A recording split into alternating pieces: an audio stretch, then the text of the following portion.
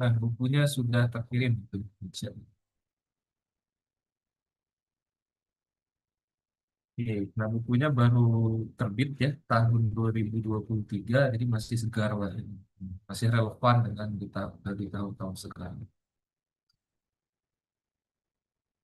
Oke, nah apa aja yang dibahas di buku ini? Ya, mengikuti dengan RPS. Ini sesuai dengan RPS yang Anda punya, ya. Jadi di pertemuan pertama itu diperkenalkan. Nah, di sini ada daftar isi di sisi kiri ini. Di introduction itu diperkenalkan gitu. Apa aja sih jenis-jenis optimasi itu, classification, optimization problem gitu ya. Lalu masalah-masalah optimasi kontinu di RR itu diperkenalkan di bab satu. Sesuai dengan yang RPS tadi, Anda bisa baca tuh di sini atau yang berdasarkan penjelasan di pertemuan satu gitu ya. Kemudian di pertemuan kedua itu Anda di RPS-nya kan belajar tentang fungsi dan himpunan konveks. Nah, di sini juga sama himpunan dan fungsi konveks ya. Jadi tapi diperkenalkan dulu tuh apa itu lokal dan global minimum. Walaupun di kalkulus ubah banyak, ini sudah dibahas nih lokal dan global minimum ya. Nah, jadi yang kedua, nah ada convex programming. Jadi pemrograman convex. Jadi minimizer yang meminimumkan suatu pemrograman convex. Kalau convex kan eh, convex kemudian nah, nanti kita akan lihat apakah fungsi convex itu selalu mencapai nilai optimumnya. Kalau fungsi convex itu cenderung ada titik minimum global ya. Nah, tapi tidak semua cenderung ada, berarti tidak semua ya. Nah, seperti apa kriteria fungsi convex yang memiliki minimum global di sana? Ada uji turun pertama, ada uji turun kedua. Cari dulu titik stasionernya. Nah, kan kandidat untuk minimum global dari fungsi konveks itu pasti titik stasioner. Nah, sekarang makanya dicari dulu titik stasionernya. Nah, setelah ketemu titik stasionernya, pasti titik stasioner itu akan menjadi minimum global. Ada nggak contoh fungsi konveks yang tidak punya ini, tidak punya global ada? Ya. Contohnya di R1 itu E pangkat min X. Tuh. Nah, E pangkat min X itu tidak ada. Ya, itu review untuk pertemuan satu dan dua. Nah, sekarang kita berada di sini ya, di bab ketiga ini. Kondisi optimal untuk masalah unconstrained, tanpa kendala di RR. Apa aja tuh? Nah, di sini ada masalah tanpa kendala di RR ya. Tentu fungsi-fungsi yang tanpa kendala itu adalah fungsi-fungsi yang kontinu. Secara khusus gitu ya, di sini itu nah, yang kontinunya yang bagaimana? Ini kita sudah masuk nih di bab 3 ya. Optimality conditions for unconstrained problems RN. Oke. Nah, di chapter ini kita akan mempelajari ya syarat perlu dan cukup untuk titik X star itu menjadi lokal minimum atau lokal maksimum.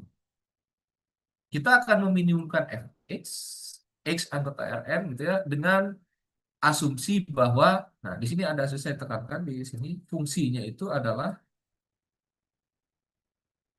terdiferensialkan dan kontinu sebanyak dua kali. Jadi turunan pertamanya ada dan turunan pertamanya kontinu, kemudian turunan keduanya ada dan turunan keduanya kontinu. Ya, jadi itu asumsi di chapter ini fungsinya dapat diturunkan satu kali dan turunannya kontinu, kemudian dapat diturunkan dua kali dan turunan keduanya juga kontinu.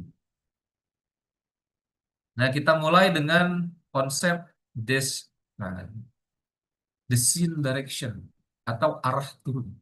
Descent direction itu adalah arah turun, ya.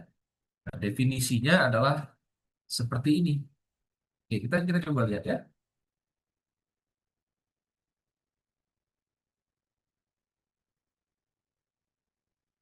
Kita coba pelajari apa sih definisi ini.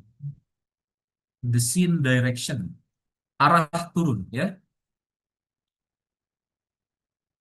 Descent direction ini artinya adalah arah arah penurunan atau arah turun gitu ya. Apa itu arah turun?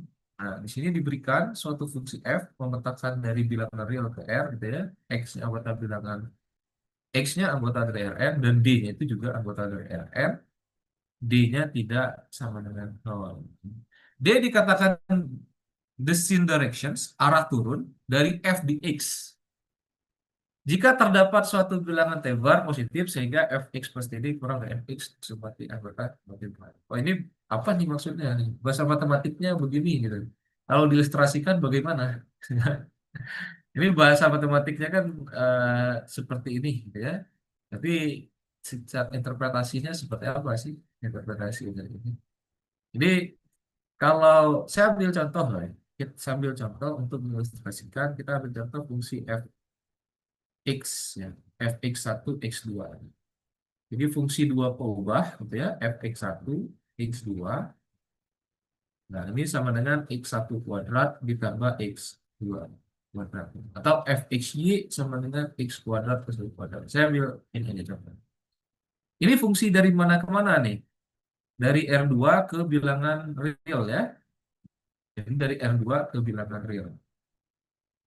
Kalau digambarkan bagaimana? Kalau digambarkan,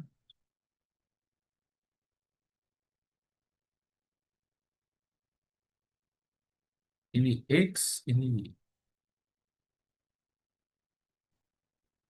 Nah, mungkin ini XY atau X1 ya. X1, X2. Nah, setelah lagi Z udah Bapak. Gambarnya bagaimana? Ini kita gambarkan di ukuran satu aja ya. Nah, kalau di gambar teknik menggambarnya, saya anggap pada sudah bisa ya. Di, sudah dipelajari dulu di kalkulus 3 nih. Oke, nah seperti ini. Di kalkulus peubah banyak ya, kalkulus 3 itu. Gitu ya. Jadi permukaan ini. Nah, kemudian arah turunnya di mana? Nah, kita misalkan eh, kita di posisi X gitu ya, di posisi X. X itu X1, X2, misalkan posisinya ada di sini nih. Ini si X ya. Nah, titik ini adalah si X nih. Nah, kalau kita ada X, maka di sini ada Fx. Ada petanya tuh, peta dari katakanlah di sini si Fx-nya.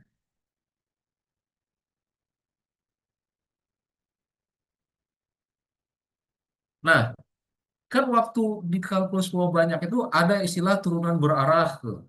Jadi kita bisa menentukan turunan dari Fx dari arah mana pun. Nah, arahnya misalkan ke sini ya. Arahnya misalkan vektor D.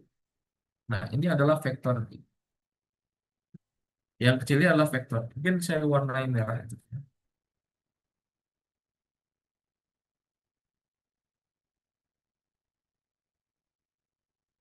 Nah, ini arah vektor D. Jadi, dilihat lihat di definisinya, ketika kita ingin berbicara arah turun, gitu ya, ketika kita bicara descent directions, itu kita butuh fungsinya, kemudian posisi kita ada di mana, yaitu X itu, kemudian arah turunnya, kemudian arah. Nah, kita di sini fungsinya ada, gitu ya, X1 kuadrat tambah X2 kuadrat. Posisi kita sekarang di mana? Di X ini, di X ini. Kemudian arah turunnya apa? Si D. Gitu. Nah, jadi kita punya tiga hal dulu ya. Kemudian kita cek tuh. Kira-kira arah turunnya ini ketika dengan arah D ini apakah arah turun atau arah naik gitu ya? Betul nggak dengan arah D ini jadi arah turun nih? Untuk mengecek arah turunnya bagaimana? Nah, caranya ini. Kita coba buat bidang gitu ya. Buat bidang yang dibentuk oleh vektor D itu ya. Mungkin ini kita coba buat. Nah, ini mungkin ketemu di sini. Nah, kemudian yang di sini, oh, ini X2-nya kurang panjang.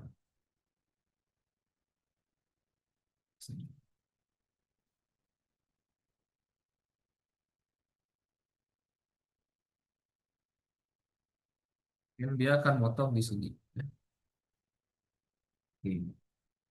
Nah, itu kurvanya. Nah, yang arah vektor D melalui si fx akan menjadi seperti ini. Pas.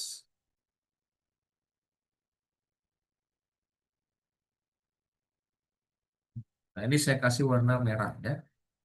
Warna merah. Jadi itu yang merah ini apa sih? Merah ini adalah nilai dari fx, nilai dari fx yang berada pada bidang yang ditentang oleh vektor D ya. Katakanlah ini bidang A. Jadi ada bidang misalnya. Katakanlah ini bidang A. Jadi kalau A-nya ini dicopot gitu ya, nah di zoom bentuknya jadi seperti apa? Bentuknya aja. Nah, kalau A-nya dicopot gitu ya, maka akan menjadi ini saya copot aja bidang si A-nya. Ini bidang A. Nah, kemudian ada fungsi fx. Nah, di sini ada x, kemudian ada arah D ya. Nah, ini arah D-nya. Kemudian ada fx nih. Mungkin ada landai dia ya. Mungkin seperti ini. Nah, ya. Ini x, ini fx. Ya, ini fungsi. Ini juga kita warna merah.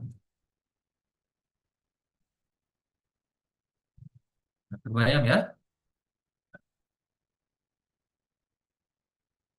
Jadi ada eh, fungsi fx itu kita hanya mengambil nilai fx yang ada di bidang A. Bidang A itu apa? Ya bidang yang direntang gitu ya, yang tegak lurus tuh dengan garis yang direntang oleh si D.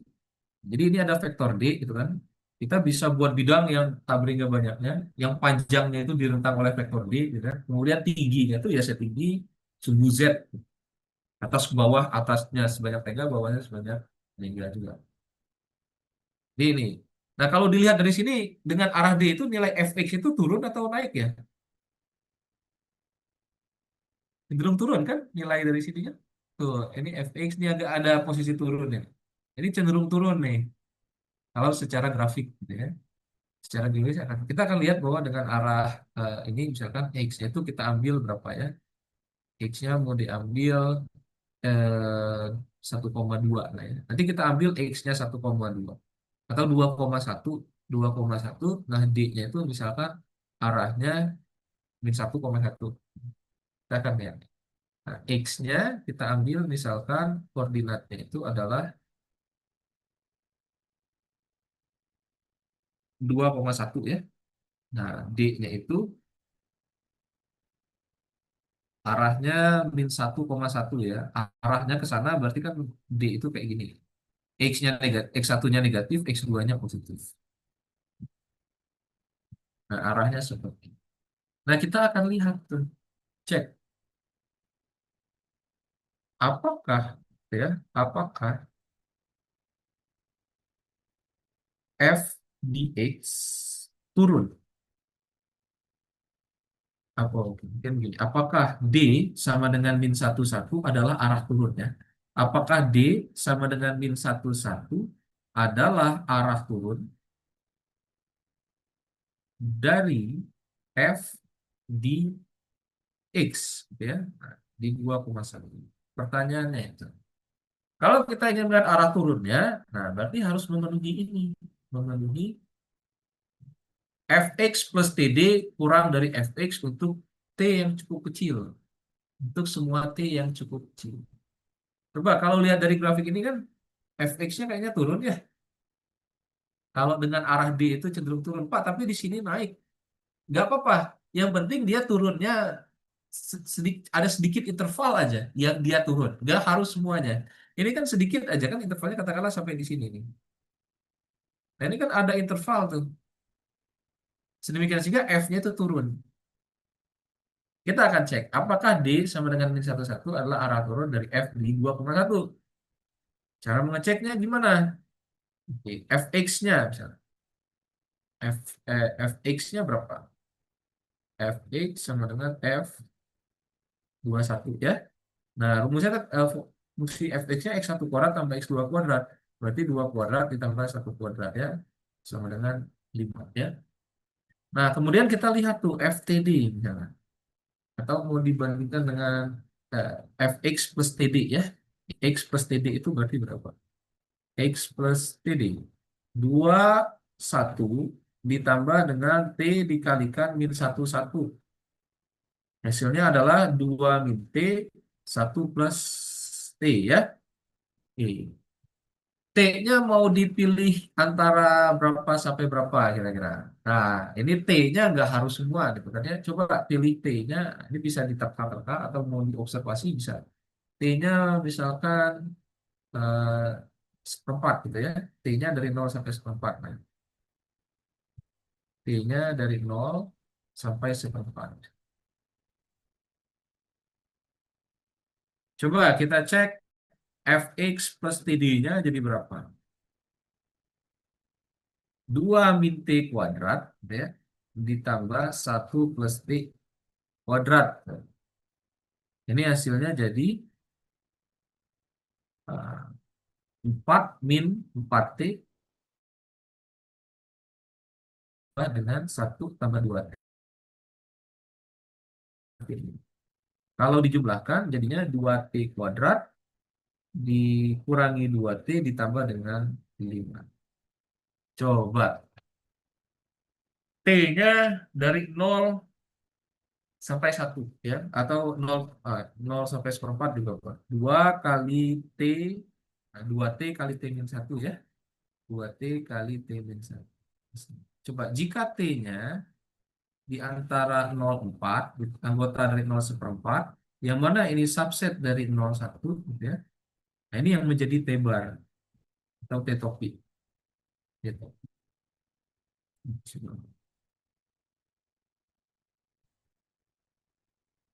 Oke, yang menjadi t topi 0,1. Berarti kan 2t dikali t min 1 itu akan kurang dari sama dengan 0. Akibatnya fx plus td itu yang sama dengan 2t kuadrat min 2t plus 5 itu akan kurang dari sama dengan 5. Ya. Nah, kalau t-nya dari 4 jadi kurang dari 5 tuh. 5 itu siapa? 5 ini kan jadi fx tadi ya. Jadi di sini kita menemukan apa? Menemukan, jadi terdapat gitu ya, t topping sama dengan 1/4 sedemikian sehingga fx ya, f dari 21 gitu ya ditambah dengan t kali min 1 1 itu kurang dari sama dengan f dari 21 ya. Nah, ini untuk setiap t-nya anggota 0 sampai 1/4. Ini kan tadi kita cek hasilnya kan 2t kuadrat. Nah, ini kan hasilnya adalah 2t kuadrat min 2t plus 5 ya. Nah, ini sama dengan 5. Nah, berarti terpenuhi itu yang ininya. Ya, ininya terpenuhi. Ya, untuk setiap t angka. Nah, jadi untuk arah turun itu mungkin secara aljabar kita harus mencari t-nya itu t topi ini berapa nih agar berlaku pertidaksamaan ini. Nah, justru dengan adanya geometri, ya, secara geometris kita bisa menduga arahnya turun atau naik kalau dilihat dari kurva ini. Ini kan arahnya turun kan? Coba FX ke sini turun.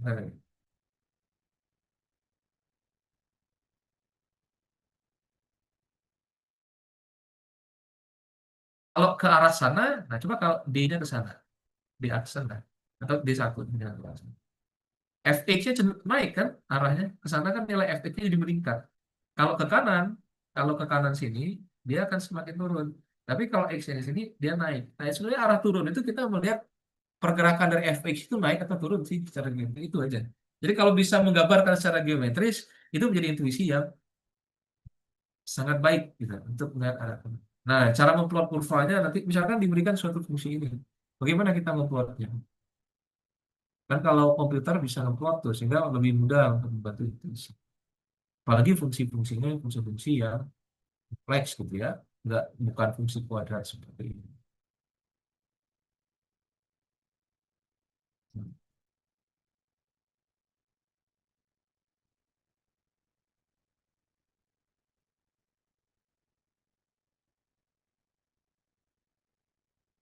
Oke. Ada pertanyaan sampai di sini? Sebelum dilanjutkan ke... Nah, bagus gimana? Bagus. Iya Pak. Untuk T-nya itu kita bebas Pak, berapa aja Pak? T-nya yang T yang mana? T yang ini. Iya yang itu Pak. T-nya harus pada suatu interval. Ya, T-nya harus ada suatu bebas berapapun di dalam interval ini. Nah, ini kita harus memahami ya. Kita harus coba kita pelan-pelan memahami makna dari definisi ini. Coba T-nya bebas nggak? Bebas dan dibatasi ya. Apa itu maksudnya bebas dan dibatasi? T-nya bebas nggak? Nah, untuk semua T kan? Betul nggak? Di definisinya untuk semua T nih. Tapi dibatasi nggak? Ada batasnya. T-nya bebas asalkan dalam interval 0, T topi. Nah, T top pertanyaannya T apa nih? Nah, bacanya apostrof apa? Apostrof ya. T apostrof ini berapa gitu ya? Pertanyaannya T apostrof itu yang berapa? Gitu. T apostrofnya bisa bebas nggak? Nah, kalau T apostrofnya nggak bisa bebas. Yang penting ada gitu. T apostrof ini apakah bebas T apostrofnya? Jawabannya enggak. T apostrof bebas? Jawabannya tidak ya. Tapi kalau T-nya bebas, T-nya bebas. Kalau T bebas, jawabannya ya. Tapi dalam interval 0, T topi, T apostrof ya. Interval buka, nolnya buka. T-nya T apostrofnya bebas, jawabannya tidak gitu ya. Kita harus mencari T apostrofnya justru. Makanya di sini perkiraan aja 1/4. Kenapa perkiraan 1/4? Di gambar ini. Boleh nggak T-nya sepertiga? Boleh. Boleh nggak T-nya 1/10? Boleh. T apostrofnya 1/10? Boleh nggak? Boleh. T apostrofnya misalkan 1/5? Boleh. Nah, misalkan di sini saya ganti nih, bukan ya T apostrofnya 1/10. Boleh. Kenapa? Karena ini ya, ketika T-nya itu di antara, coba kita lihat. Ketika saya pilih T apostrof itu, dia 1/10 misalkan ya. Nah, maka fx plus td, gitu ya, fx plus td, t-nya di antara 10 kan fx plus td itu apa bentuknya? 2t kuadrat minus 2t plus 5 tuh. 2 minus 2t plus 5. Ini kan sama dengan 2 kali t min 1 plus 5. Coba, kalau t-nya di antara, t-nya di antara, gitu ya, t-nya di antara 0 dan t apostrof. Yang mana ini adalah 0 sampai 1/10. Nah, ini interval buka. Interval buka 0. Ini nilai ini negatif atau positif? Tak negatif atau nilainya pasti negatif nggak? T kali min T min 1. T-nya di antara 0 1/10. Negatif kan? Coba. Negatif Pak, negatif Pak. Negatif. Karena T-nya positif, T min satunya negatif kan? Sehingga ini pasti negatif nih. Pasti akan kurang dari 5. 5 itu siapa ya? 5 itu tadi tuh. F2/1. F dari 2 vektor 21. Nah, ini potretan itu. Boleh 1/10 gitu ya.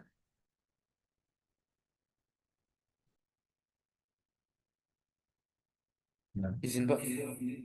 Ya, Tadi boleh. kan kita bebas mencari apostrofnya. Apostrofnya nggak apostrofnya nggak bebas, Oh iya, diperkirakan. diperkirakan. Nah, itu sebenarnya emang kita harus mencari apostrofnya atau kita boleh memperkirakan, dan apabila kita memperkirakan itu, misalnya katakanlah kita memperkirakan eh, 0,75 gitu Pak. Tapi ternyata itu salah. Apakah kita Oh, harus betul. mengurangi apostrofnya atau bagaimana? Dan apabila kita milih apostrofnya katakan 0,25, tapi setelahnya itu masih ada apostrof katakanlah 0,5 itu memenuhi juga. Itu gimana Pak?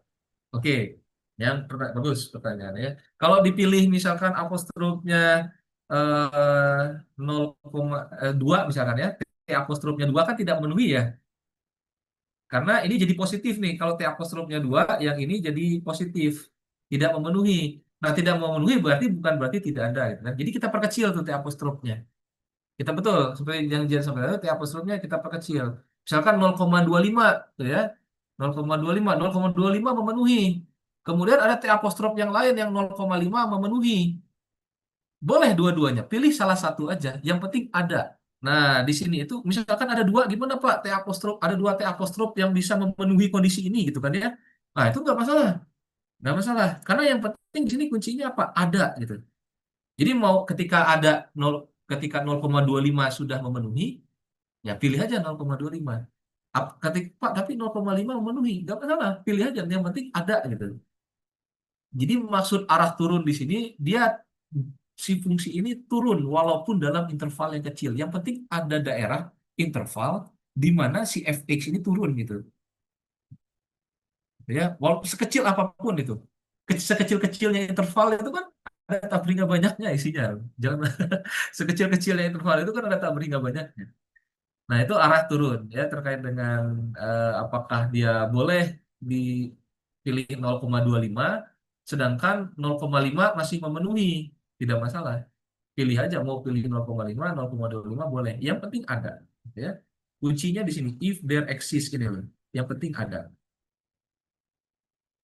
Izin Pak, sebenarnya kita bisa mengecek ada atau tidaknya T apostrof ini berarti dengan menyelesaikan dulu sampai kita dapat pertidaksamaan bentuk T gitu Pak. Iya, secara analitik seperti itu, tapi secara numerik ketika belajar Stipes desin, nah itu nggak perlu. Stimulus desin di pekan depan ya. Nah ini kita lihat secara analitik gitu ya. Secara analitik ya. Karena ini fungsinya mudah, kita bisa cari itu kan. Kira-kira yang ini yang kurang dari 5 berapa? 2T kali T min 1. 2T kali T min 1 kan agar kurang dari 5 bisa dicari kan. Berarti agar T kali T min 1 negatif berapa tuh? Ya berarti T-nya harus di antara 0,1 gitu kan. Ya boleh nggak dipilih 0 sampai seperempat T apostrofnya? Boleh. Justru dengan semakin kecil akan semakin bagus. Tuh. Akan semakin kurang dari 5. Izin Pak. Ya. Izin berarti untuk menentukan apostrop itu kita harus melihat fx plus td-nya itu kurang dari fx. Berarti harus kurang fx-nya itu ya Pak. Iya, betul. Harus ada fx-nya. Di sini kan fx-nya 5 ya. Nah, ini kan kurang dari 5.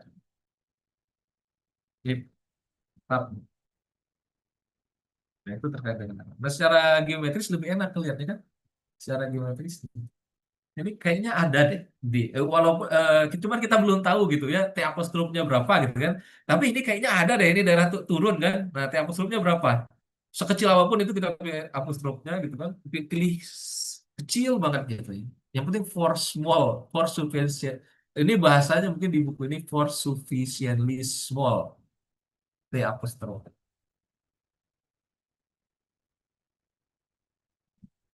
Wah ini mah kalau fungsinya yang lain gimana fungsinya yang susah gitu kan ya. Kan kami di lapangan fungsinya nggak begini Pak. Nah, nanti harus tipes di sini ya. Kita secara numerik. Tentu kalau fungsinya sangat kompleks, analitik tidak bekerja.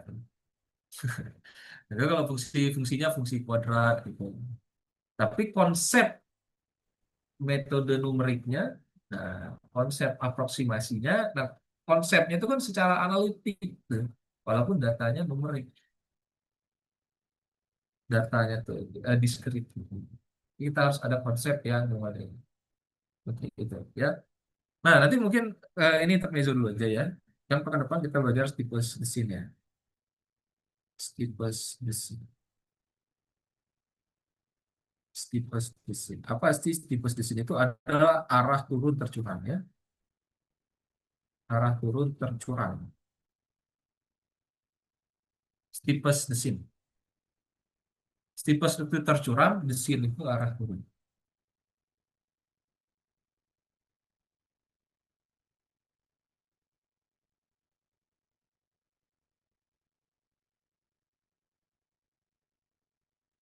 Nah, kita ambil fungsi yang sama gitu ya. Ambil fungsi yang sama ini ya. Fungsi ini mungkin saya copy aja gambarnya. Kita akan mencari tuh. Kan arah turunnya kan mungkin bukan arah D aja yang dia turun. Tapi ada arah-arah yang lain sehingga fx itu turun. Kan ya?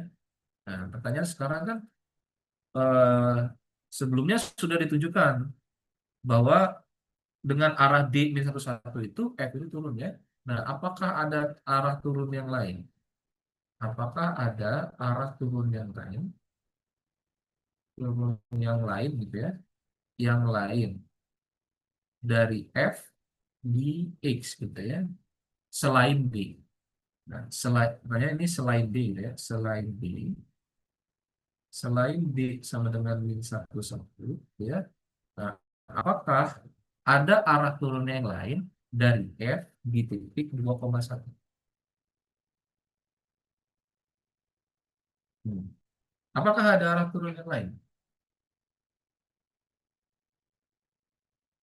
Ada. Nah, kita akan mencari arah turun tercuramnya ya. Kita coba cari arah turun tercuramnya. Ini mungkin masih secara analitik, secara arah turun tercuramnya. Kira-kira nilai minimum dari fungsi fx sama dengan x1 kuadrat tambah x2 kuadrat ini kan kita udah bisa nebak ya. Paling kecilnya kan 0 ya. Jadi arah turun tercuramnya kemungkinan ke arah dari x menuju 0 gitu. Ya. Arah turun tercuram itu bisa jadi arahnya itu ini. Ya. Arahnya dari ini menuju 0 tuh. Kalau arahnya ke sana kan berarti kita coba buat apa namanya bidang, bidang ya, di sini ya. Nah, ini kita potong nih bidang. Saya buat warna biru aja, bidangnya warna biru. Itu.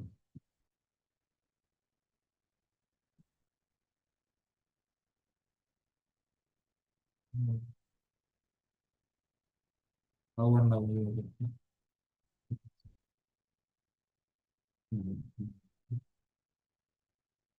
Nah, kita buat bidang. Nah, ini kita kenal D1 gitu ya.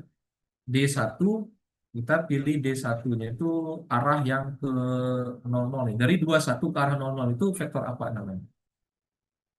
Nah, kalau saya gambar D1 ke arah 0 itu apa? Pilih D1-nya. Kira-kira apa vektor D1 itu? Ada yang bisa nebak nggak? Si X-nya 2,1, D1 itu vektor apa tuh? Dia ke arah 0. Jadi kalau punya vektor gitu kan ya, di sini kan titik 2,1 ya. 2,1 nih. Ini 2, ini 1. Kira-kira vektor yang ke arah titik 0 itu vektor apa namanya? Ini ke arah 0 nih. Ini kalau dibuat garisnya ke arah 0. Vektor apa tuh? Ya berarti kan dia ke sini kan. Ini vektor D1. Nah, ini kan vektor itu kan sama dengan ini. Kalau arahnya sama, nah berarti ini vektor apa? Ya 1, bisa pilih misalkan 1,-2 ya. Nah, D1-nya adalah kelipatan dari 1,2. Jadi kita min 1, sorry, min 2, min 1 ya. Nah, ini kan nanti arahnya itu bisa pilih min 2, min 1 gitu ya. Jadi kita pilih D1-nya itu adalah min 2, min 1. Jadi kemungkinan ada arah turun yang lain yang lebih curam daripada si D. Nah, tipe desit itu adalah kita mencari arah turun yang paling curam. Memang kita di sini kan kita bisa melihat ternyata arah turunnya nggak satu, bisa banyak kan. Arah D dia turun, arah D1 dia turun. Nah, kita coba cek sebagai intuisi ya, curam nggak kira-kira dia penurunannya. Ini mungkin warna birunya menghilang. Saya potong lagi bidangnya.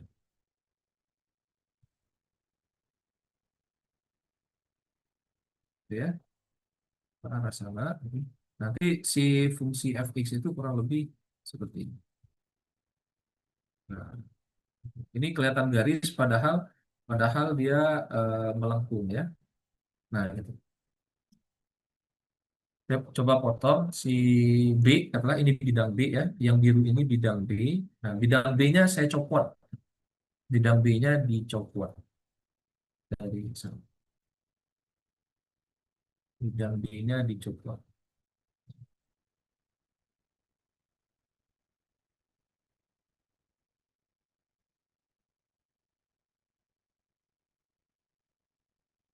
Nah, ini ada titik 0 ya. Nah, ini ada koordinat 0,0. Ya, mungkin seperti ini. Lebih curam gitu ya. Nah,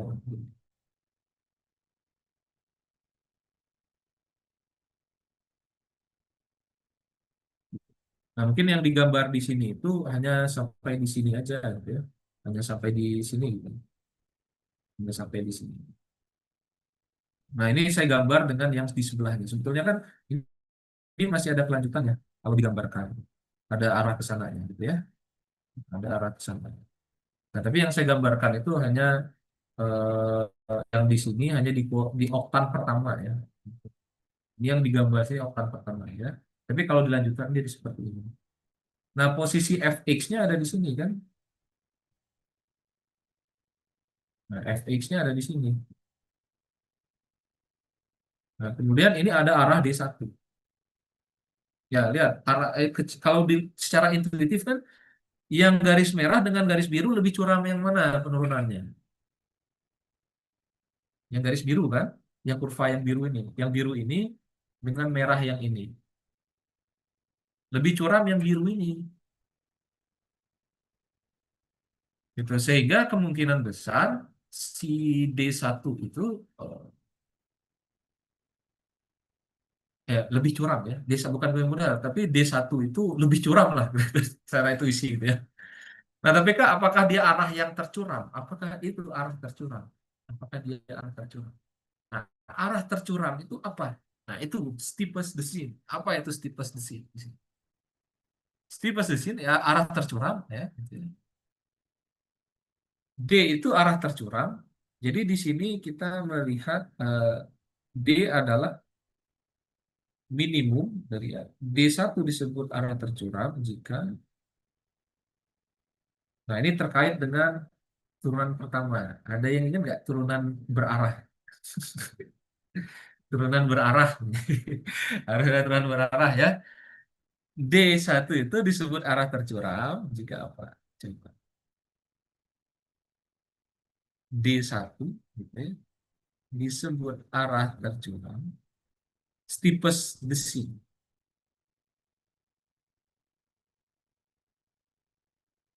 Arah tercuram. Arah turun tercuram ya.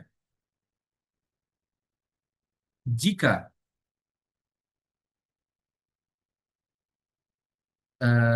arah tercuram dari f di x. Nah, ini ada dari f di x ya. Kan kita harus punya posisi kita ada di mana dulu tuh untuk melihat arah tercuramnya dulu. Dari f di x. Jika turunan berarah dari f di D1 gitu ya. Nah, D1-nya vektor satuan, kan? D1-nya mungkin nanti dibagi norm gitu ya. Dibagi norm D1. Jadi norm Euclid itu sama dengan tercuram, artinya dia yang terkecil ya. Berarti minimum dari kalau ada arah arah yang lain, maka turunan berarahnya akan lebih kecil daripada akan lebih besar daripada turunan dari ini. Kan gitu kan? Turunan berarahnya harus yang paling kecil tuh. Kalau arah tercuram, berarti dia turunan berarahnya harus yang paling kecil, yang paling miring. Berarti dia minimum dari, nah, kalau ada arah turun yang lain gitu kan ya, maka dia harus lebih besar tuh daripada ini. D-nya anggota dari Rn, D-nya tidak sama dengan nol. Nah, kalau di kalkulus pulau banyak, Pak, turunan berarah itu D1-nya harus vektor satuan. Betul sekali. Kalau di kalkulus Coba banyak dulu D1-nya harus vektor satuan kan. Nah, berarti secara khusus gitu ya, kita bisa memilih arah itu cukup arah vektor satuan gitu ya. Nah, karena kan turunan berarah itu ini definisi turunan berarah kan, cukup arah satuannya saja. Makanya ini dibagi orang D1. Nah, jadi di vektor satuan, nah ini mungkin bisa di sebagai alternatif ya. Vektor satuan D1 gitu ya, disebut. Jadi kalau tidak bukan vektor satuan, pakai yang atas. Kalau dia vektor satuan sebenarnya cukup. Nah, pakai yang bawahnya. Vektor satuan D1 disebut Steepest descent jika apa? Dari F di X ya. Ini tulisan saya dari anak tahun banyak dulu masih jelek aja. Tidak terubah. Dari F di X ya. Steepest descent dari F di X jika apa? Jika nabla F, nah ini cukup kan D1 sama dengan minimum dari nabla F dari D, di mana norm dari D-nya itu sama dengan 1. Nah ini ekivalen ya, ini dengan ini sama aja. Betul. Nah kalau D1 itu dia normnya harus satuan, kan sama aja. Jadi D1 yang di bawah itu ya D1 per norm D1. D yang di sini ya D per norm D ini. Ya, jadi sama aja. Kan sama-sama satu tuh norm D1 per norm D1. Jadi satu.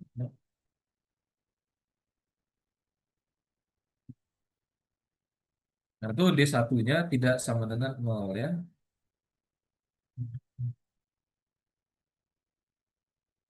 Sebenarnya sini sudah ada keterangan sih. Oke.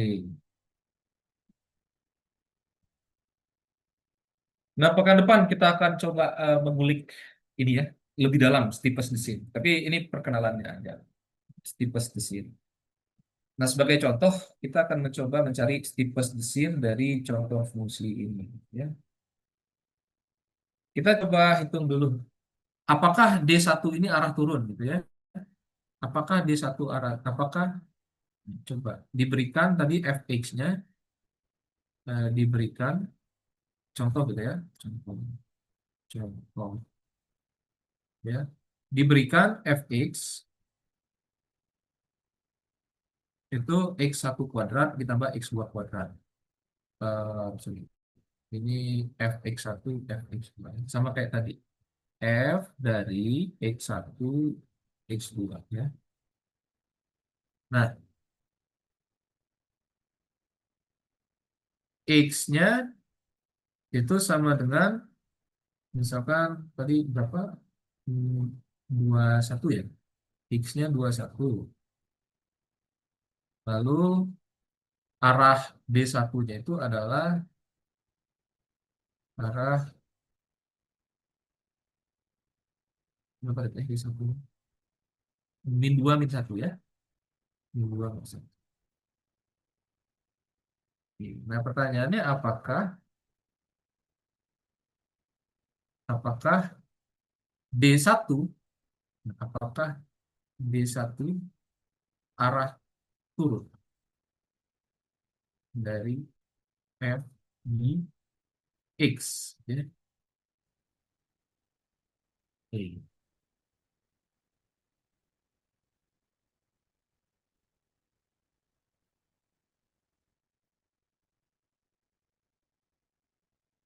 Nah, Pak, kalau ngecek arah turun bisa nggak Pak? Nggak pakai analitik begini gitu ya. Nah, tidak pakai yang cara begini ngecek arah turun langsung bisa nggak?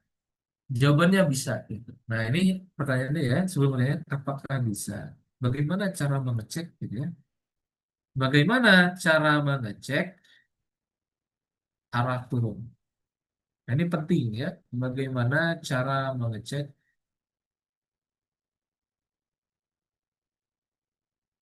vektor D adalah arah turun dari F di X. Nah, ini pertanyaannya saya merahin ya. Karena ini penting nih. Jadi untuk mengecek arah turun, Pak, tadi kita harus nyari T dan T barnya, gitu kan ya. T dan T apostrofnya. Nah, ada nggak cara lain? Jawabannya ada, ya. Nah, jadi kita melihat ini.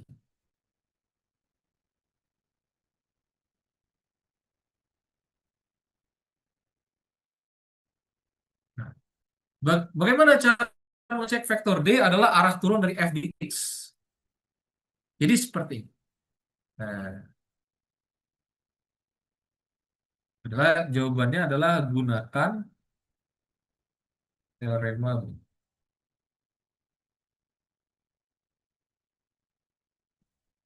Gitu. Oke, maaf.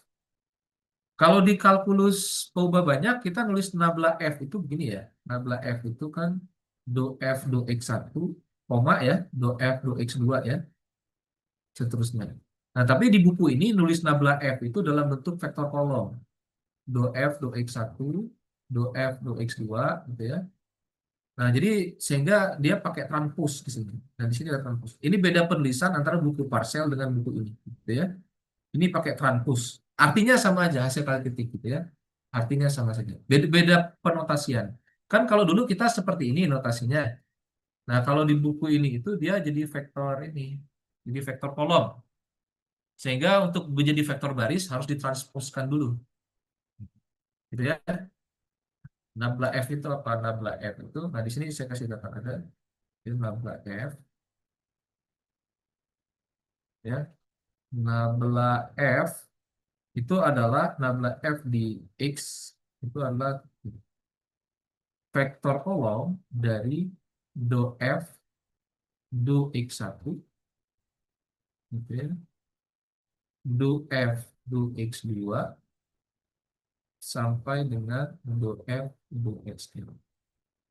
Nah, kalau di buku ini nulis nabla Fx-nya itu ini ada X-nya ini. X-nya ada. Nanti catatannya saya bagikan. BTW ini direkam nggak ya? Kalau mau direkam boleh ya. Siapa tahu butuh ini. Siap direkam, Pak. Karena ini lumayan nih. Background features can be started until the host has been. Oh, saya bukan hostnya. Nggak bisa ngerekam ya. Nah, ini lumayan. Ikutin. Oke. Nah, ini nabla fx-nya vektor kolom. Jadi kalau mau hasil kali vektor gitu kan ya, berarti kan baris barisnya harus sama dengan banyaknya kolom. Makanya di sini ada notasi transpose. Kalau kita nah ada perbedaan notasi ketika kita belajar KPB dengan buku ini. Kalau dulu kan kita nabla fx itu yang begini kan, nabla fx itu vektor baris tuh kita dulu.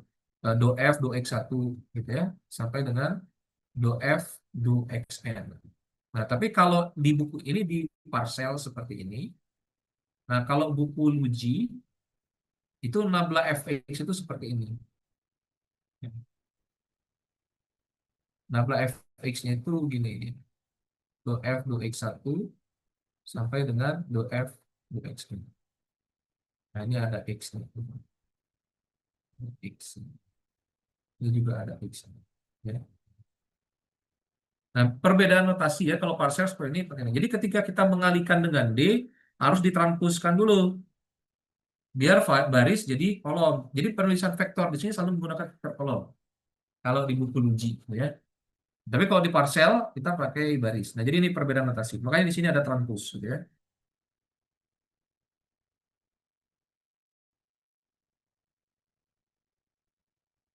Nah, jadi untuk mengecek apakah dia arah turun gitu kan ya. Nah, ini nih.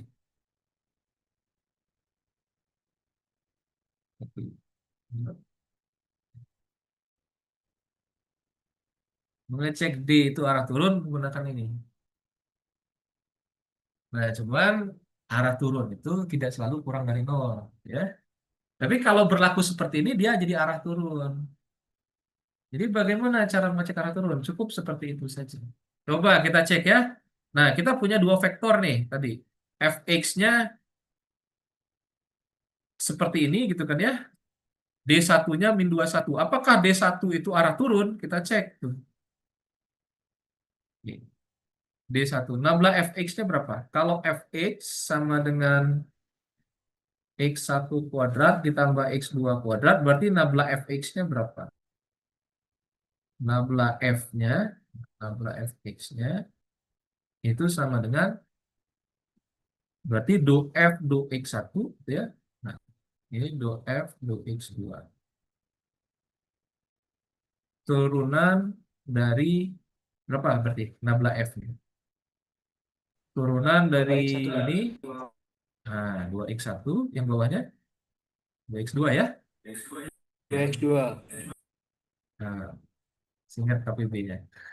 Oke, nabla f x-nya tadi berapa? Kalau x-nya itu adalah eh, 2,1 ya. 2,1 berarti dia akan sama dengan 2 kali 2, 2 kali 1 ya. Nah, ini jadi 4,2. Nah, kita udah dapat nabla F2-nya. Sekarang cek tuh. Nabla F transpos dikali D kurang dari 0. Coba. Berarti apa? Kita hitung. Sekarang cek apakah D itu arah turun. Cek D ya. Misalkan D1-nya itu tadi adalah min 2, min 1 ya. Nah, maka nabla F 21 dikali titik ya dengan min 21, min 2 min 1. Nah, ini kan berarti sorry ada transpos. Nah, nabla F21 transpos berarti kan jadi 42 ya. 42 dikalikan dengan min 2 min 1. Nah, ini hasil kali matriks. Nah, ini kenapa dia mentranspos itu? Karena dia vektor baris harus jumlah baris, jumlah kolomnya harus sama dengan jumlah barisnya. Kalau kita dulu kan enggak tuh, enggak ada transpos-transposan ketika belajar parsial ya, karena kita nabla itu pakai vektor baris, penulisannya menggunakan vektor baris sehingga nggak perlu transpos. Ini sama dengan berapa? 4 kali min 2 ditambah dengan 2 kali min 4 kali min 2 ditambah 2 kali min 1 ya, berarti min 10 ya. Oke, kalau kita ingin mencari tipus desinnya, sekalian kita bagi dengan normnya ya. Nah, kita bagi dengan normnya. Berarti nabla F 21 transpos dikasih kali titik dengan 2 min 2 min 1 gitu ya, dibagi dengan normnya. Dibagi dengan norm dari min 2 min 2 min 1 itu 5 ya. Ini kan berarti min 10. Tadi atasnya udah kita hitung dibagi dengan norm dari ini akar dari 2 min 2 kuadrat ditambah min 1 kuadrat sama dengan min 10 per akar 5 ya. Atau min 2 akar 5. Nah, ini poin 1 ya. Nah, ini cukup penting. Untuk melihat tipes desin kita harus melihat ini.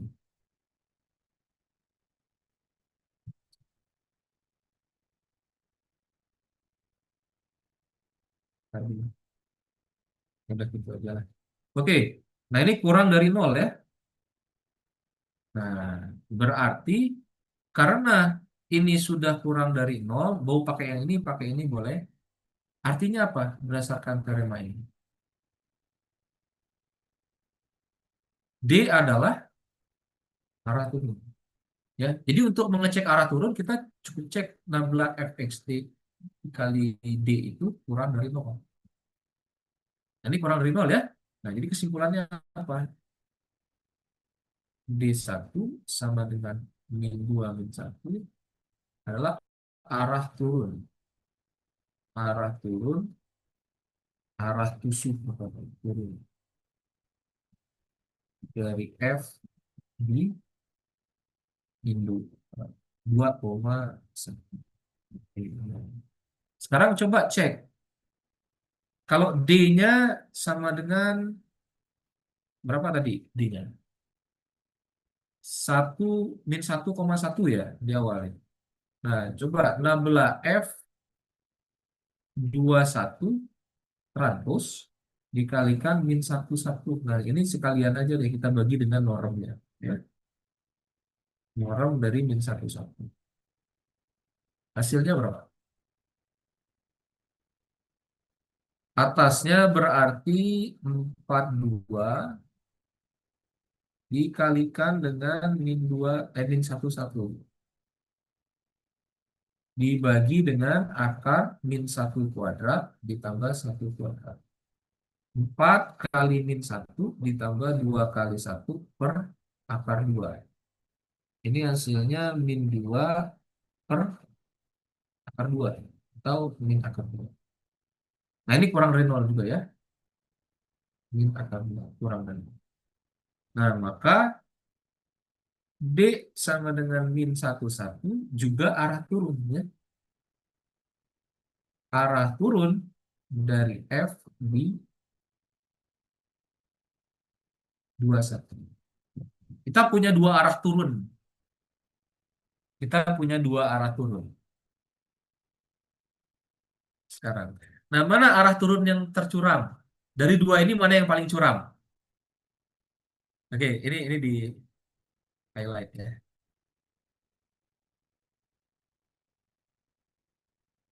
Mana yang lebih curam? Lebih curam yang pertama atau lebih curam yang kedua? Yang pertama, Pak. Yang pertama karena lebih kecil kan? Karena lebih negatif. Kenapa tercuram? Karena kita mengambil yang minimum di sini. Nah, definisinya ngambil minimum tuh dari semua D yang ada. Masih ada nggak DD yang lain? Masih ada kan? Ada banyak tuh. Ada banyak si D yang lain. Tapi kita milih yang tercuram. Nah, tapi kalau pertanyaannya mana yang lebih curam? Lebih curam yang arah -2, -1. Karena ini negatif, -2 akar 5 kurang dari 0 ya. Jadi ini lebih curam ya. Jadi arah D sama dengan -2, -1 lebih curam dari arah -1, 1. -2, -1 ya. Lebih curam. Karena lebih negatif ya. Karena ininya negatif. Lebih negatif. -2 akar 5 gitu ya. Nah, mungkin di sini saya kasih alasannya apa lebih curam ya karena -2 akar 5 itu kurang dari min akar 2, maka arah -2 -1 lebih curam dari arah -1, 1. Ini saya kira. Oke, apakah ini arah tercuram? Arah yang paling tercuram. Kan memang betul arah ini lebih curam daripada min 1, 1. Pertanyaan sekarang apakah -2 -1 gitu ya arah tercuram, Belum tentu, Pak. arah turun tercuram. Oke, belum tentu ya arah turun tercuram. Betul. Kita harus mengecek dulu apakah dia arah turun tercuram. Kita harus mengecek dulu. Kalau pengen memastikan dia arah turun tercuram, nah kita harus menunjukkan bahwa kalau ada arah turun yang lain, maka nilai dari nabla F dikalikan B per normnya itu harus lebih besar daripada arah ini. Ya enggak? Nah, berarti kita harus mencari minimum dari ini apa? Minimum dari ini kan.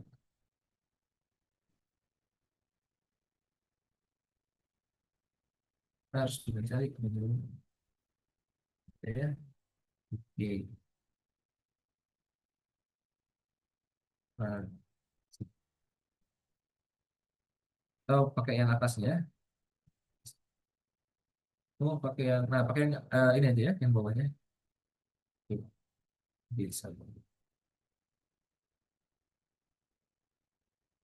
Kita pakai yang sudah dinormalisasi, yang normnya 1, karena lebih mudah.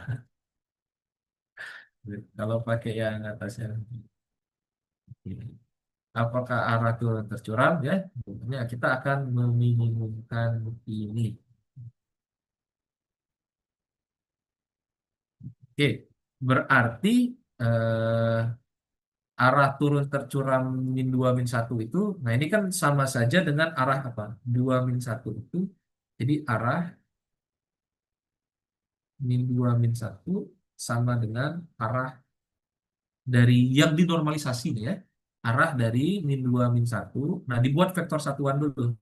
Dibuat vektor satuannya. Arah dari minus 2 min 1. Ini berarti minus, sorry, 1/5 gitu ya, dikalikan dengan min 2 min 1. Atau, nah jadi arahnya sama dengan ini. Ya, oke. Arahnya sama ya. Arahnya sama. Mau arah ketika dirubah arah vektor kan, mau diperpanjang, diperkecil, arahnya sama. Lipatan dari vektor tersebut akan memberikan arah. Nah, ini normnya udah sama. Ya. Nah, kita akan cek apakah ini arah tercurang. Jadi mengecek apakah arah tercurang, ini apakah tercurang. Sama saja dengan menanyakan apakah ini tercurang.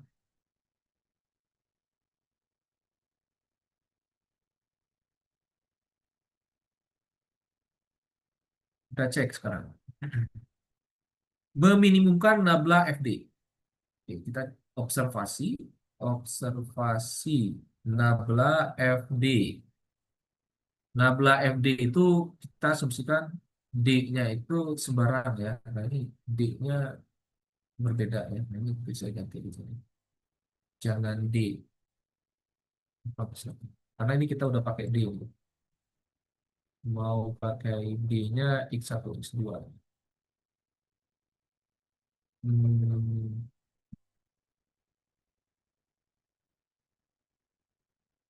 tapi di notice aja ya bahwa ini berbeda dengan D yang ini. Ya. Ini kan dalam himpunan norm D-nya sama dengan 1. Oke, kita coba cek transpose gitu ya. Ini nabla F transpose X dikalikan D. Nabla F transpose-nya jadi berapa tuh di X? Tadi itu adalah 2x1, 2x2 ya, ditranspose. Nah, ini D-nya itu katakanlah vektor arahnya kita nggak tahu di mana ya. Kita ingin mencari justru yang tercurangnya. Nah, ini akan sama dengan 2x1 D1. 2x1.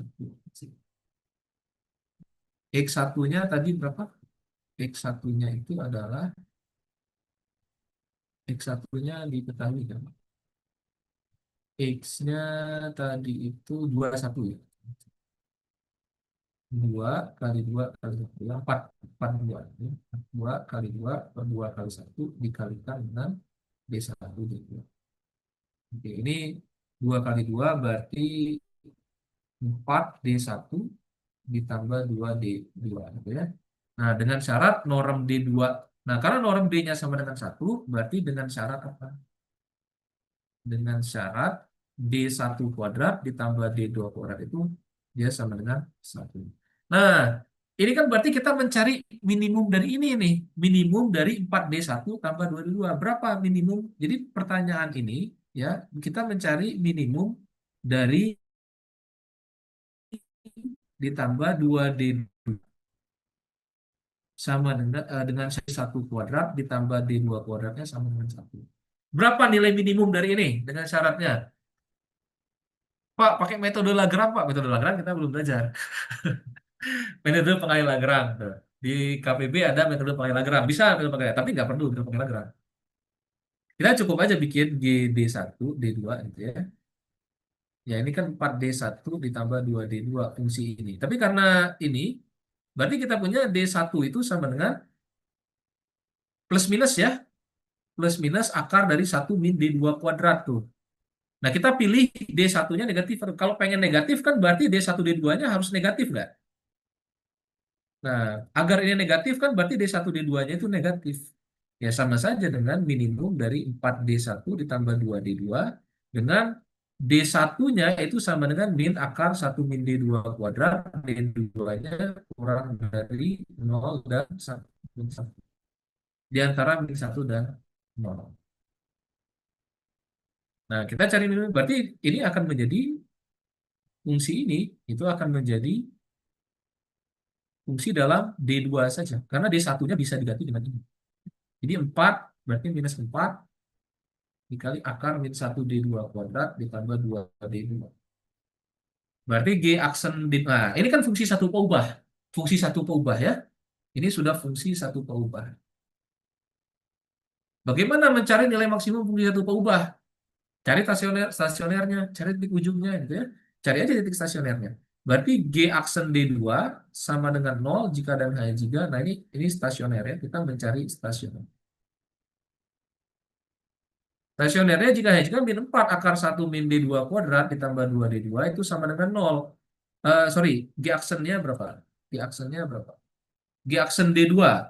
Turunan dari G aksennya berarti min 4 dikalikan dengan 1 min D2 kuadrat pangkat min setengah dikalikan dengan minus 2D2 ya ditambah dengan 2 sama dengan.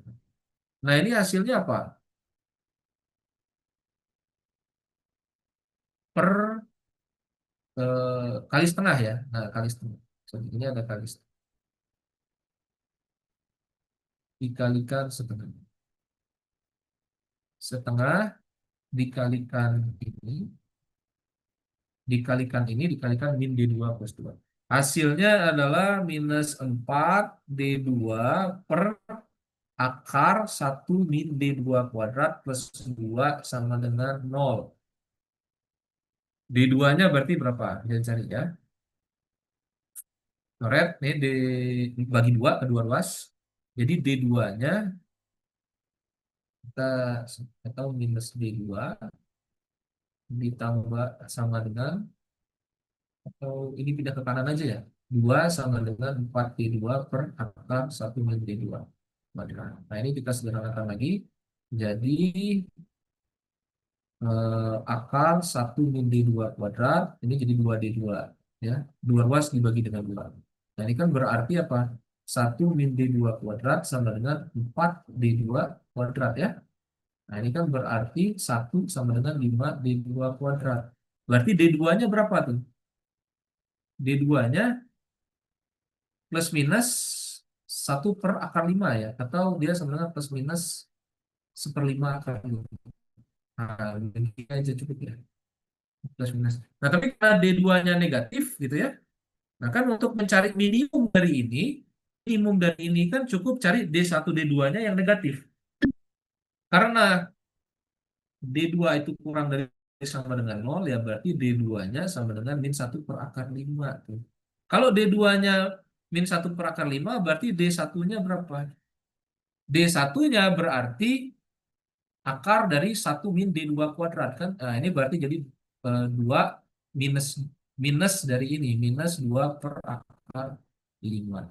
Nah, sehingga ini akan mencapai minimum.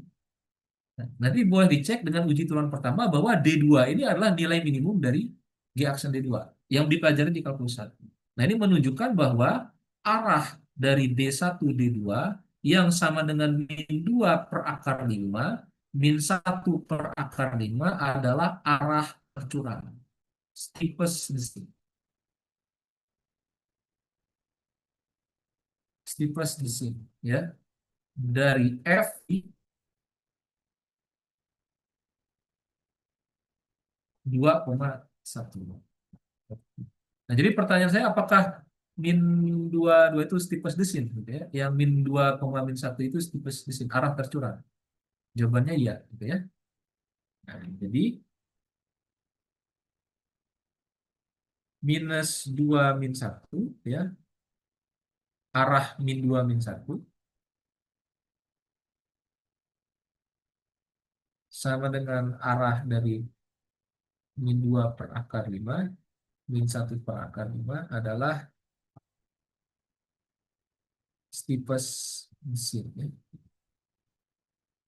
Steepest descent dari F di 2.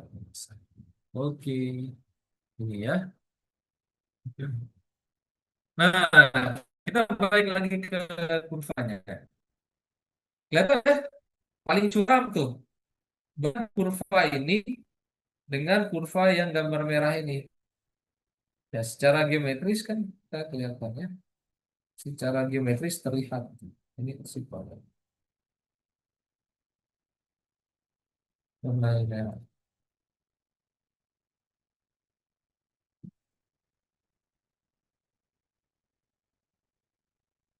secara grafik bisa dilihat yang ini.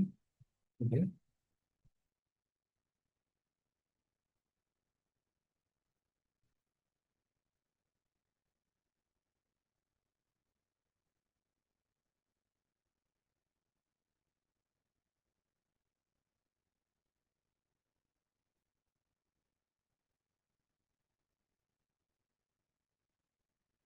Oke. Nah,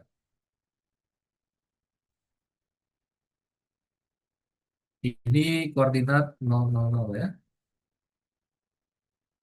D1 itu dia sama dengan min 2 per akar 5. Nah, ini dia sama dengan min 1, 1.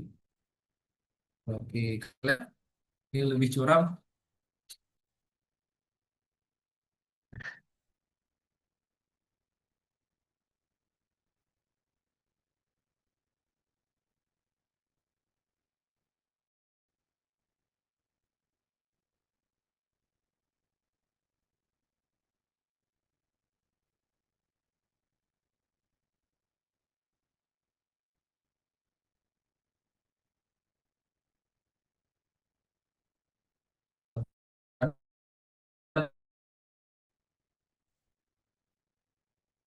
Di situ atau meregangkan dulu, meregangkan persediaan 1 menit, 2 menit, Siap, Pak. lumayan.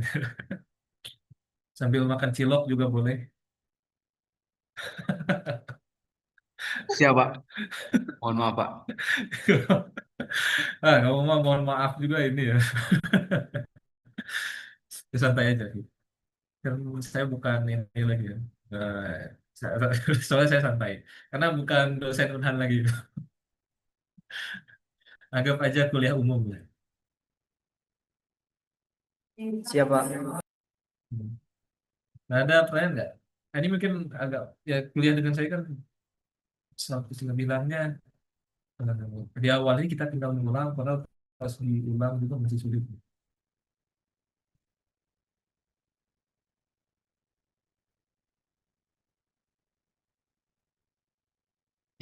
Tipes gitu ya. Nah, ini baru di bab 1 doang. Ya di bab 3.1. Jadi untuk mengecek apakah dia suatu arah itu arah turun, nah kita cek dulu. Jadi kalau berlaku ini maka arah turun ya. Kalau berlaku ini maka dia arah turun. Sekarang dibalik, kalau arah turun apakah dia berlaku ini? Kalau arah turun, di arah turun gitu ya, maka di arah turun. Kalau di arah turun, apakah nabla fxt itu dari D itu kurang dari nol? Dibalik. Jawabannya belum tentu ya. Nah, jawabannya belum tentu. Ini tidak ya, contohnya apa? Jadi pertanyaannya, nah sekarang pertanyaannya jika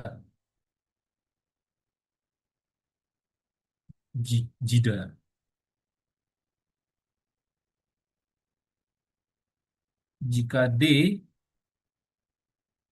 arah turun dari F di X, apakah nabla Fx transpos dia dikalikan D itu akan kurang dari nol? Jawabannya tidak ya. Contoh, contoh penyangkal. Untuk penyangkalnya ya Fx 1 X2 apa kira-kira? Fungsi distribusi normal. Contoh penyangkalnya. Ya, nah, ini fungsi distribusi normal. Yang nanti santai aja, begini mau sambil apa makan sambil minum boleh. Sambil tidur boleh nggak Pak? Boleh aja.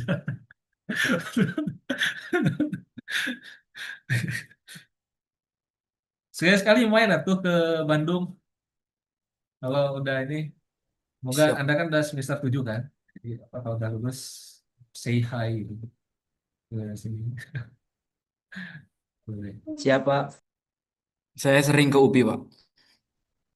Ada acara apa? Namanya dah tuh, saya di MIPA-nya. Oh, siap, Pak. Saya cuman di luarnya aja, Pak. Jajan Batagor, Pak. Orang Bandung dia. Siap. Orang Bandung. Di mana tinggalnya? Siap di Lembang, Pak. Lembang. Saya di Sariwangi. Ke Lembang, kalau ke Lembang Park Zoo itu cuma 15 menit. Oh, iya, iya. Saya di Lembang Park Zoo. Wangunsari, Pak. Di Oh. deket apa? Floating Angkatan Market. Udara. Floating Market. Ya. Oh, Kota Makan. Wah, itu mah tempat wisata tuh. Berarti kalau ke Kota Market bisa ke rumah Jihad ya? Siap, boleh, Pak. Saya mau laporan dulu ke Jihad nih. Siap. Laporan ke calon TNI ini kan. Amin.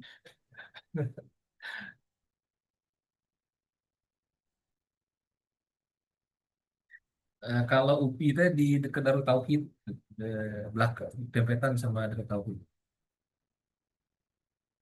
Kalau mau sholat di sana, say hi gitu. Biasanya ketemu sih kalau ke Darut Tauhid. Saya juga sering ke Darut Tauhid. Oke. Nah ini contoh penyakalnya ya. Kalau di arah turun, terma yang tadi, maka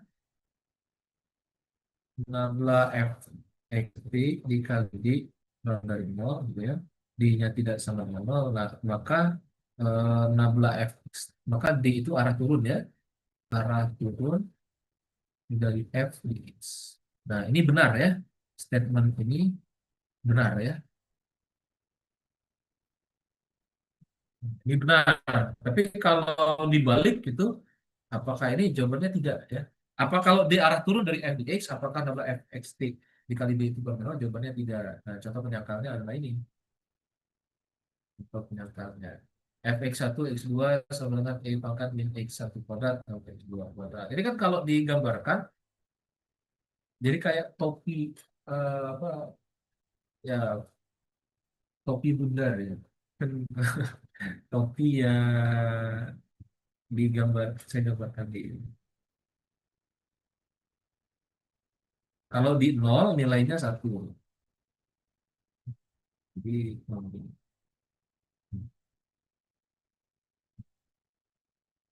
ini saya gambar bentuk di kanan.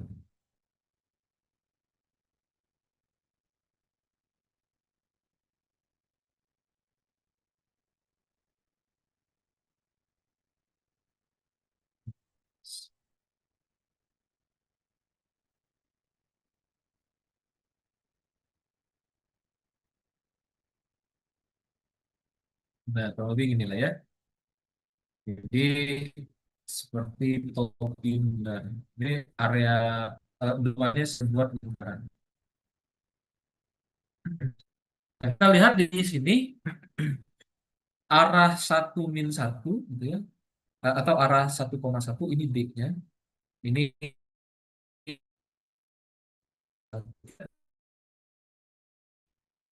sini kan turun nih dari 1 ke arah sini gitu.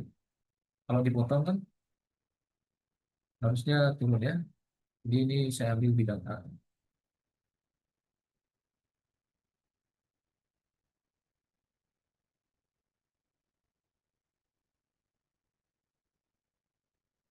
Bidang A. Nah ini kan nanti jadi begini.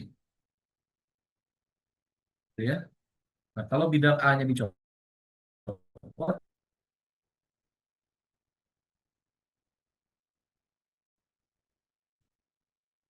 nah ini saya ambil di sini. Ini 0,0, ini 0,0 ya. 0,0. Yang satu ini kan jadi seperti ini.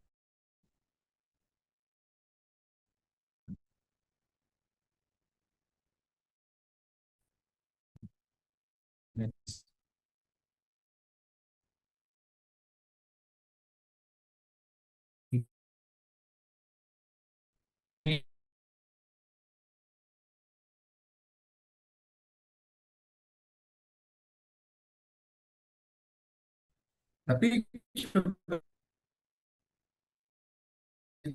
lihat bahwa kita mengecek turunnya definisi. Coba kita cek bahwa akan di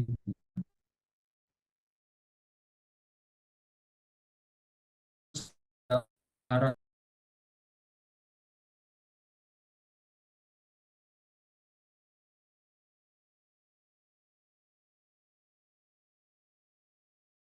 Oh maaf, sempat terputus ya. Oke, arah turun dari F di 00 ya. Gitu. Nah, menggunakan definisi. Karena kalau pakai teorema tadi nggak berlaku tuh menggunakan definisi.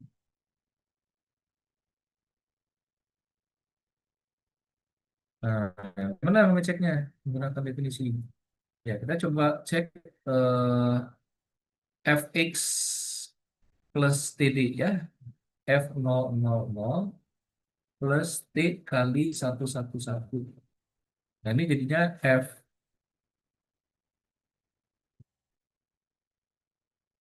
Nah, seperti ini ya.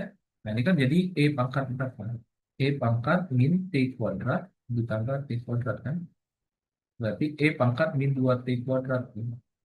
Nah, ini akan kurang dari sama dengan 1 ya. 1 itu adalah F dari 00.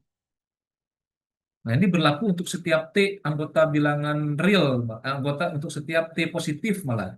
Jadi T apostrofnya diambil berapapun bisa. Berarti ini menunjukkan bahwa D sama dengan 11 adalah arah turun.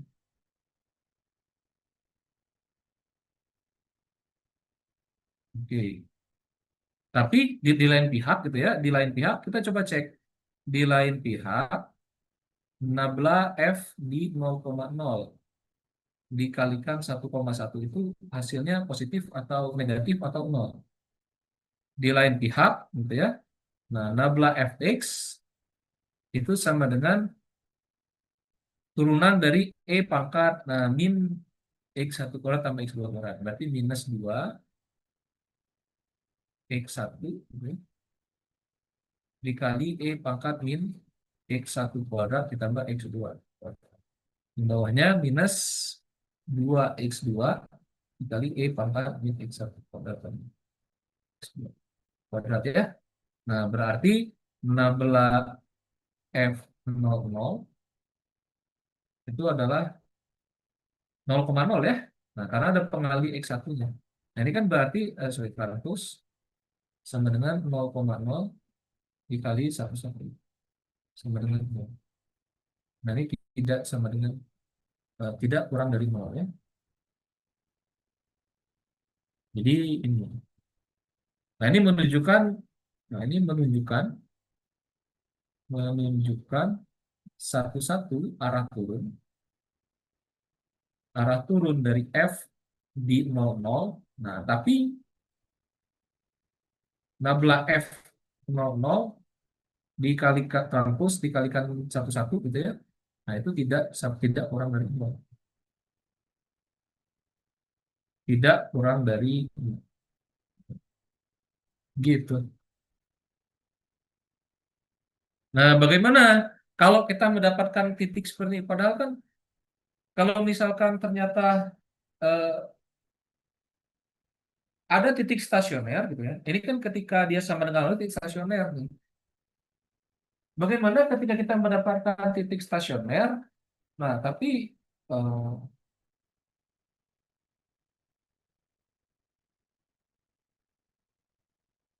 titik stasioner gitu ya. Tapi dia ada ininya, ada arah turunnya. Gitu ya. Jadi tidak berlaku tuh yang ini. Si ininya tidak berlaku. Tapi arah turun. Cuman yang ininya tidak berlaku. Ya. Nah, bagaimana ketika kita mendapatkan nabla fxt, D-nya itu sama dengan 0 tuh. Sini ada sebuah teorema ya.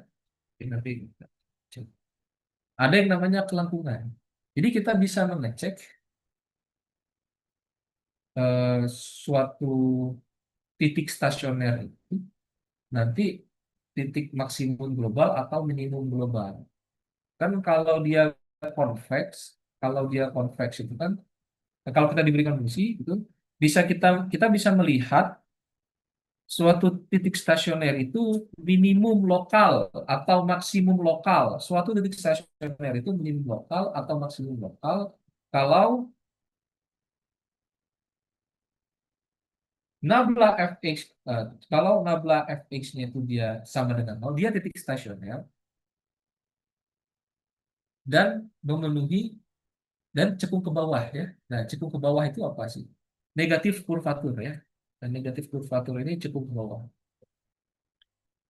Atau kurvatur negatif cekung ke bawah dengan arah D ya. Ini cekung ke bawah dengan cekung ke bawah. Cekung ke bawah dengan arah D atau kurvatur negatif lah. Cekung ke bawah dengan arah D.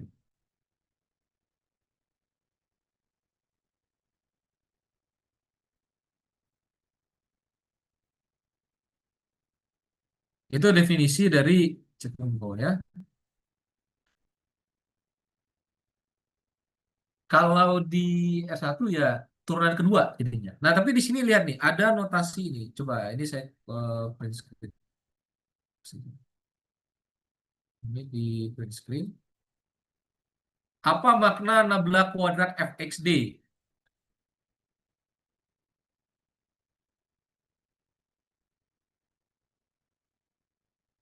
Apa makna nabla kuadrat fx? Nah, ini ada notasi nabla kuadrat nih. Ini bukan nabla fx dikuadratkan ya. Nabla kuadrat fx itu adalah Hessian. Apa itu Hessian? Hessian itu matriks dari turunan-turunan keduanya. Du f kuadrat, du kuadrat f, du x1 kuadrat, du f du kuadrat f, du x1 x2, du x2, seterusnya sampai dengan du kuadrat f, du x1, du xn. Baris keduanya du kuadrat f, du x2, x1.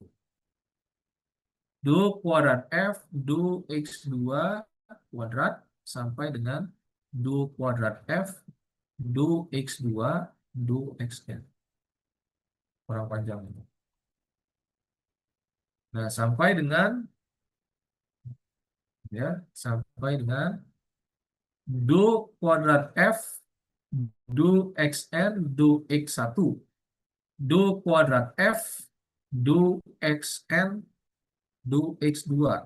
Sampai dengan du kuadrat f, du xn kuadrat ya. Hessian namanya ya. Nah, ini mungkin x-nya saya hilangkan aja. Nabla kuadrat f. Jadi kalau dikenakan ke f, ya berarti ditambah dikenakan x, nanti semuanya kena. Ini dinamakan Hessian. Hessian ini kegunaannya untuk apa? Uji kecekungan atau uji turunan kedua. Nah, coba Anda lihat lagi di kalkulus turunan ya, kalkulus diferensial dengan kalkulus probabilitas banyak. Itu Hessian itu jadi turunan kedua. Dimensi 1, persis turunan kedua.